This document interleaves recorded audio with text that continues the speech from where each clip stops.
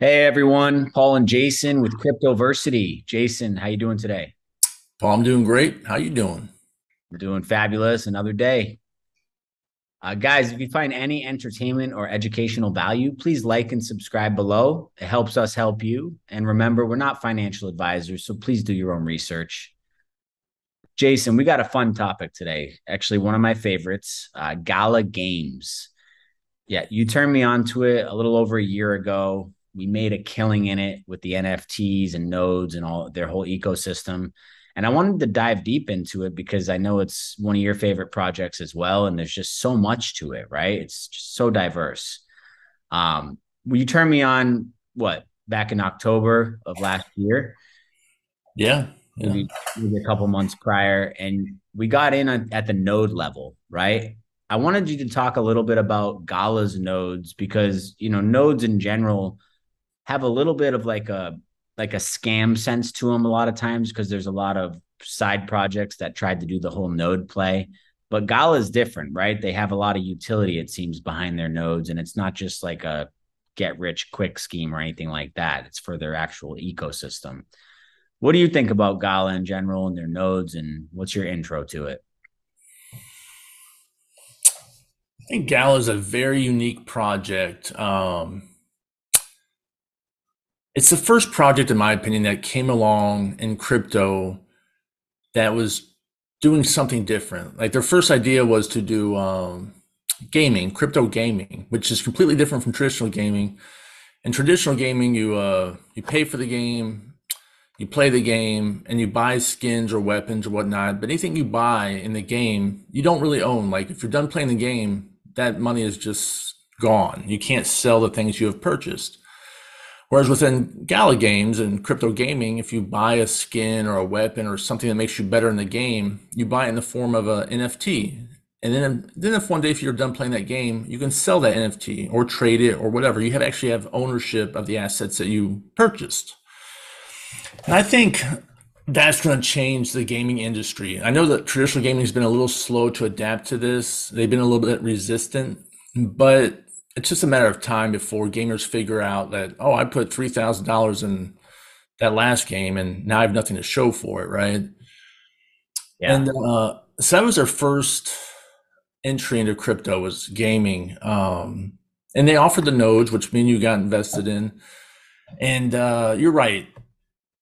There for a minute in crypto, people were using nodes as kind of a scammy way to get you invested in a project, but they weren't truly nodes. What a node does, like Bitcoin has nodes, Ethereum has nodes, right? Like it's a node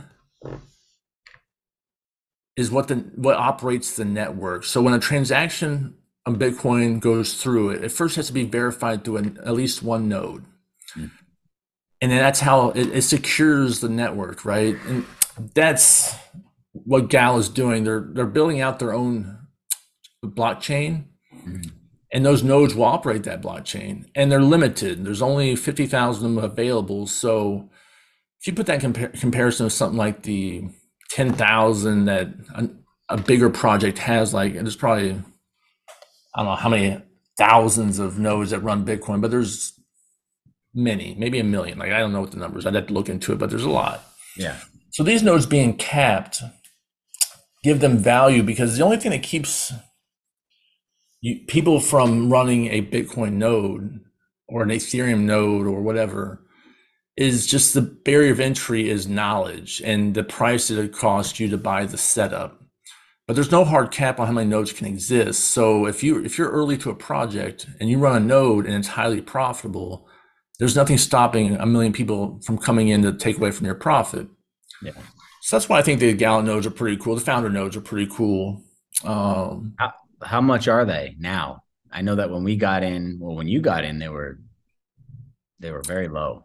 Yeah, they were about $6,000 to $8,000 when I got it. Now they're about 100 grand. Yeah, but they've been very profitable for us. They've done very well for us. I don't recommend anybody going out and buying one up for 100 grand. To be honest, I don't. Now's not the time for that. But Yeah. maybe down the road. As far as did I answer both your questions, the nodes, the Yeah. gaming. Yeah, pretty much. And I think that there's just so much here, right? Gala is so diverse and can like doing so much. So there's a lot we can touch on here, but I think the one of the coolest things about their project is the fact that their founders, right, and their CEO, Eric, his background is in gaming, right? And I think that's big for Gala and it's what's helped propel them to the level that they've been, that they've risen to in such a short amount of time. And even through bear markets, they perform really well. They actually excel in bear markets the last couple of times that we've seen. We've seen like their NFTs go through the roof and all their play to earn gaming and all the buzz around their community. It grows still, even to this day. So what do you think about the fact that Eric is such a core piece of Gala? Yeah, so just give you a little background. When I do research on a project, one of the first things I look at are the founders and what are their pedigree? Like, what have they done prior to this? Are they winners? Have they created success before? And Eric is the founder of Zynga Games, which is one of the biggest, if not the biggest, mobile gaming companies in the world. So he comes from success. He knows how to get the job done. And the rest of their team too, all the way from like Bitbender to I forget the female's name, who's now the Bucks. Yeah. Boxy Bucks. Bucks. That's right. So Bucks too. Right? They're all super successful and driven. And me and you have been to a couple of their events, and they Yeah. put on the most amazing events ever. It's Gala's trying to be big. Like they're trying to be huge, and it seems like they're on the path to do so. I mean, me and you went to their introduction to the Gala music in LA, Yeah. and that's something we can talk about a lot. Like, so Yeah. Speaking of that.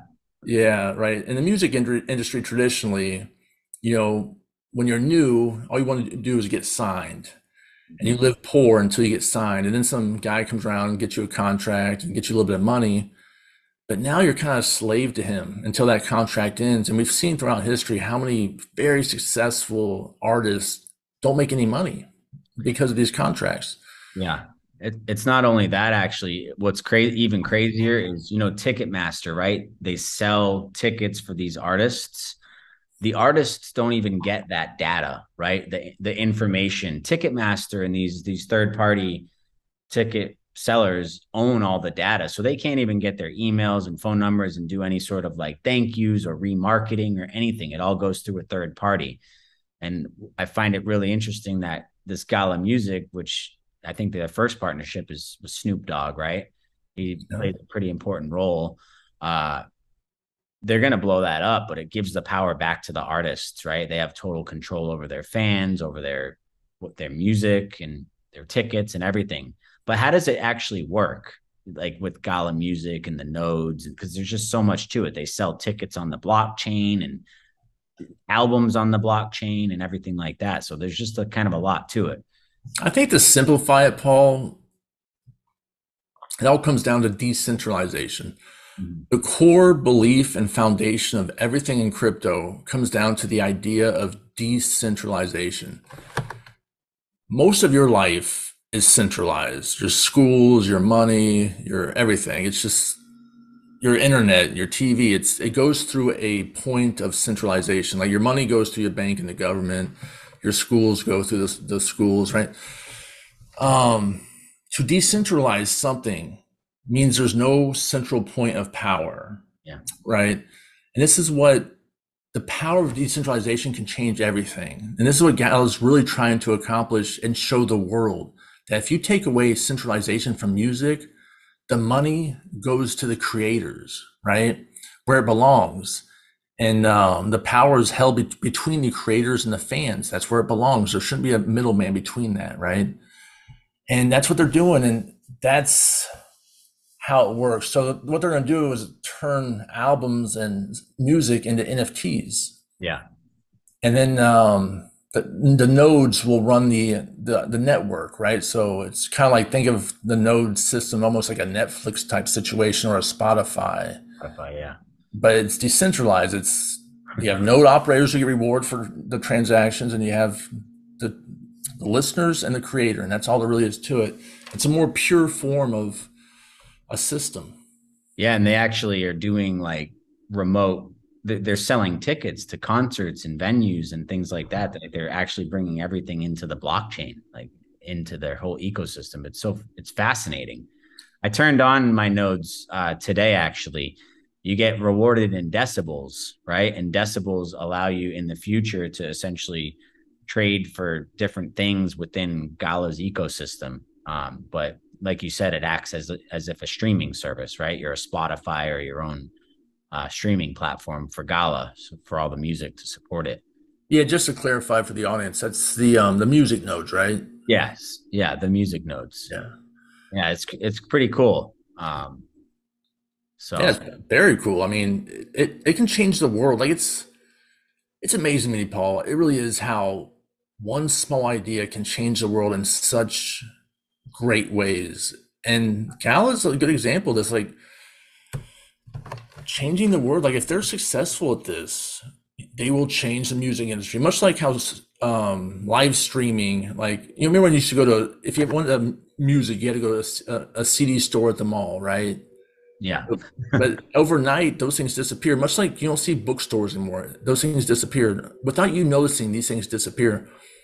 I assume Gala's on that path of trying to make another great change within the gaming and music and movie slash video content industry.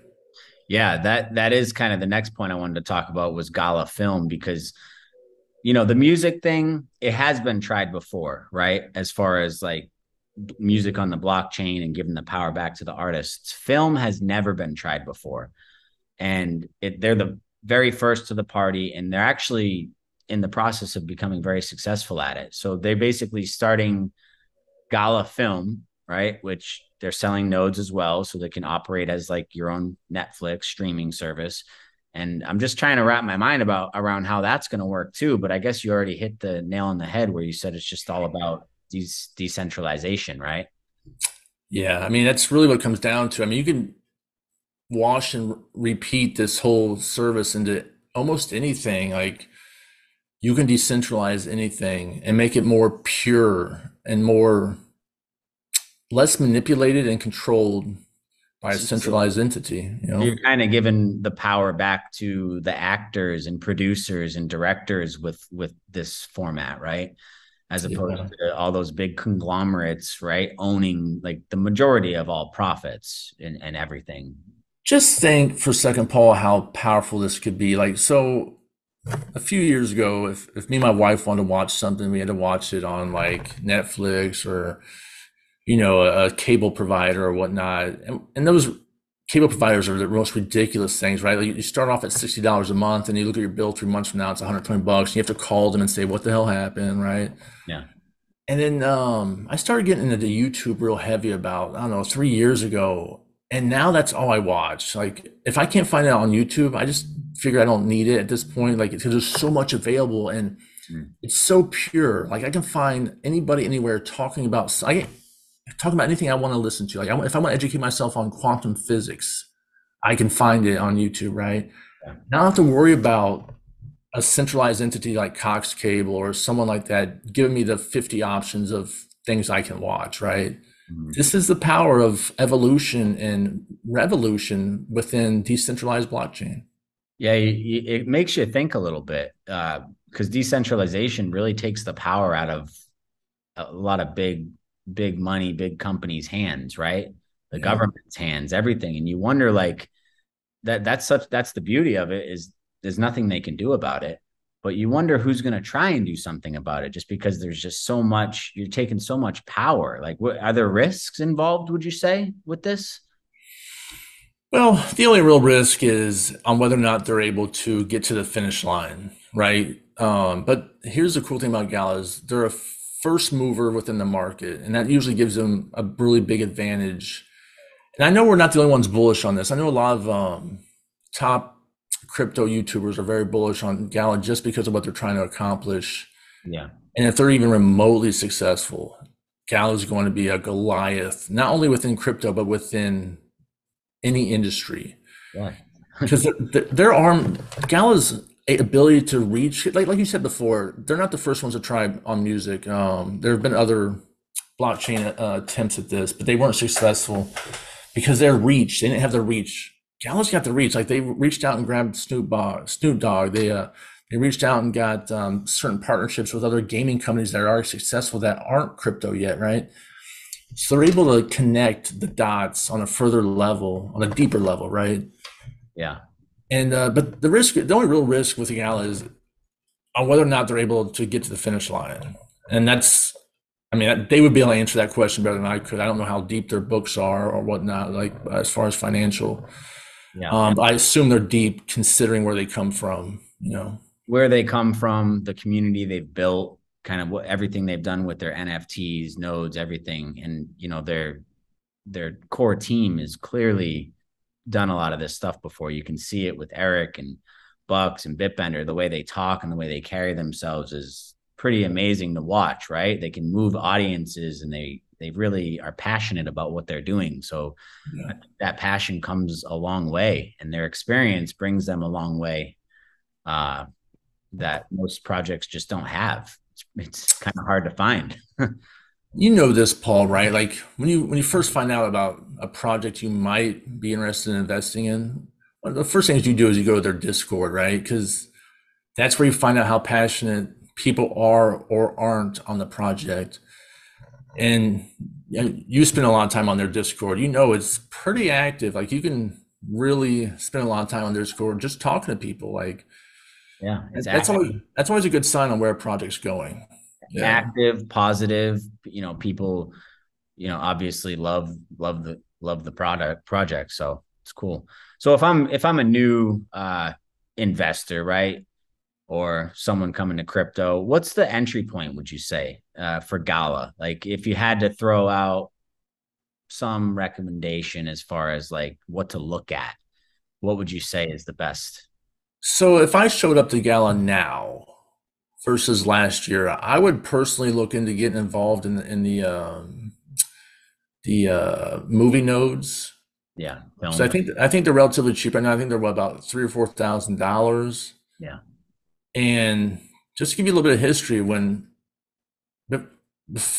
before I got involved into the Gala founder nodes for the gaming, nobody was talking about those things. They were very unknown.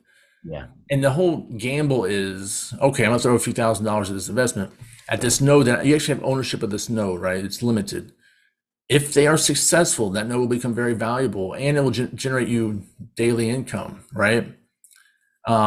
If they're not successful, then you lose the $3,000 or $4,000. But within investing, you're always looking for something that's asymmetrical. So you want something that has very little downside and a lot of upside. So let's just say you buy one of these movie nodes from Gala and they completely are unsuccessful. Well, you lost, let's say $4,000, right? That's a downside. But if they are very successful or remotely successful, that thing and compare, like I said, the founders nodes for the gaming are now worth $100,000. So the upside greatly outweighs the downside, and that's what you're looking for in an investment. So if I was new to Gala right now, I would be looking at those. So I think the entry point is still early, and you're getting in cheap. And I would keep an eye on what they have coming out, right? So historically, what I like to do with projects is when things are quiet, like with Wilder World. I was buying all their NFTs when nobody was talking about them about 6, 7 months ago. And then you just hold and wait for the hype and for the game and the releases to start coming out. I would keep an eye on that on Gala too. Like right now, things are pretty quiet on their NFTs. So yeah, Mirandas and stuff. They got so many projects coming out. yeah, we could totally talk about Mirandas. I mean, there's a whole another talking point, right? Like they're trying to build out a metaverse that's it's hard to describe how big Miranda's could really be. It's a game, but it's also a metaverse, and there's to live within Miranda's, you have to have like food and resources. So there's value in like owning a cemetery or owning a smith shop or a bar. Yeah. And all these NFTs exist, and people, it's been out they've been developing it out for a couple of years now. And there's probably some time ahead. So you could probably pick up these NFTs relatively cheap at this point and just wait it out until they get closer to launch. Yeah. That's a Yeah. decent strategy. Yeah. Cause I think that could be their number one game, right? And Yeah. they have an arsenal of like 22 or 25 games that they're working on developments with other projects and stuff. But Mirandas has been the one that's always been the most anticipated for them next to Townstar, right? So Mirandas is definitely a decent entry point to look at as well. Yeah, it's hard to compare Miranda's to Townstar, right? Townstar, I think, was just it's something they've done before. Like Zynga Games had a farming game before, so I think it was just kind of a kind of get their feet in the door, right? But it's Yeah. not really a metaverse or anything like that. It's a cool game if you're into that kind of thing. And the graphics are really nice, and it's a complex farming game. It's not easy. You Yeah. have to really know what you're doing, and you can get really obsessed with it. But Miranda's is a whole live, breathing ecosystem where I imagine hardcore gamers are going to live inside this thing, right? Like it's going to be a whole ecosystem of functioning things, you Yeah. know? That's super exciting. Yeah.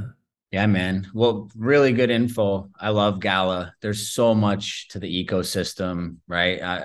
I'm really excited to see where it goes because, like you said, I got in with the founders nodes, music nodes, talent star nodes, you name it, I'm in them all. So we can expand on it too. I think we can have a couple more episodes in the future on just different components of Gala. As more stuff gets revealed about music and film, we'll just do quick episodes about it. So I got to say one thing, right?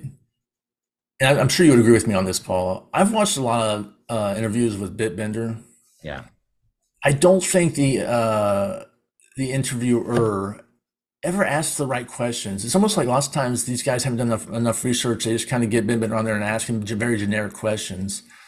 If Bitbender ever watches this video, please reach out to us.